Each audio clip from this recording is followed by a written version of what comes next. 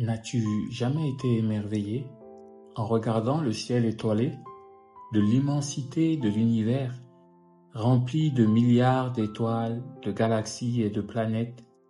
Ce spectacle céleste illustre l'abondance et la multiplication de notre merveilleux Dieu créateur. Bonjour mon ami, aujourd'hui je veux te parler de la multiplication divine en ce mois d'août. Dieu va te multiplier.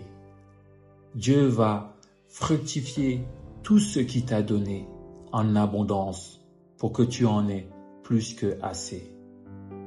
La loi de la multiplication est présente dans la nature. C'est un principe inhérent de la vie. Tout ce que Dieu a créé se multiplie. Nous nous réjouissons de cette nature abondante.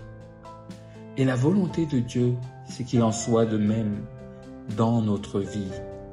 Mon ami, nous avons un Dieu qui multiplie. Il dit à Abraham, regarde vers le ciel et compte les étoiles si tu peux les compter. Il lui dit, telle sera ta postérité. Et dans Ésaïe 48, verset 19, il dit, ta postérité sera comme le sable et les fruits de tes entrailles comme les grains de sable. Mon ami, je prie que ta postérité soit aussi nombreux que le sable et le fruit de tes entrailles soit comme le grain de sable. Tout comme un seul grain de blé peut produire une moisson abondante, Dieu veut te combler de sa faveur. La bénédiction est une parole de Dieu qui agit dans ta vie et elle contient une puissance, le pouvoir de la multiplication. Et aujourd'hui, je suis venu te bénir de la bénédiction de la multiplication. Dans Deutéronome 28, 11, l'Éternel te comblera de biens en multipliant le fruit de tes entrailles et le fruit de tes troupeaux et le fruit de ton sol. Cette bénédiction est la même qu'on retrouve dans le même chapitre, dans le verset 4. Sauf que cette fois-ci, Dieu veut multiplier tout ce qu'il t'a donné. Parce qu'avant de multiplier, il faut que la faveur existe déjà. Et cela démontre aussi la volonté de Dieu de te multiplier et de te rendre abondant dans tout ce qu'il te donne. La multiplication est dans l'Ancien Testament avec Élie et la veuve de Sarepta, et aussi avec Élisée qui multiplie l'huile. Mais notre Seigneur Jésus aussi a multiplié le pain et le poisson. Et cette histoire est relatée dans les 4 évangiles. Il n'y a aucun doute sur la volonté de Dieu pour que tu puisses recevoir ses grâces en abondance. Dieu prête attention non seulement à te bénir, corps, âme et esprit, mais aussi avec une attention de te multiplier, de te donner en abondance, plus que assez, plus que nécessaire, les choses qu'il a prévues dans ta vie. Aujourd'hui, je viens te bénir de la multiplication divine.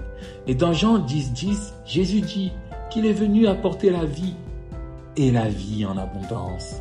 C'est le Dieu qui va te faire vivre l'abondance dans tous les secteurs de ta vie. Émotionnellement, spirituellement, tu seras satisfait. Il te comblera de joie.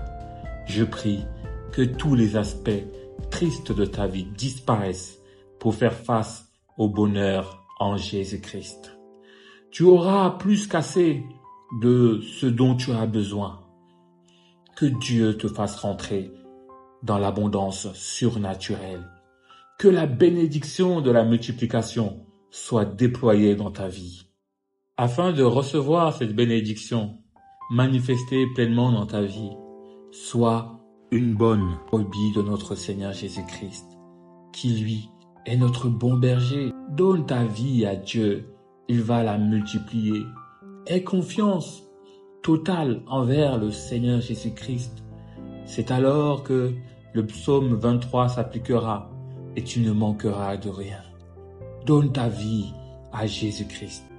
Aujourd'hui, si tu souffres d'un manque dans ta vie matérielle, émotionnelle ou spirituelle, n'oublie pas que Dieu conduit les brebis et il ne conduit pas les boucs, qui sont rebelles et insoumis.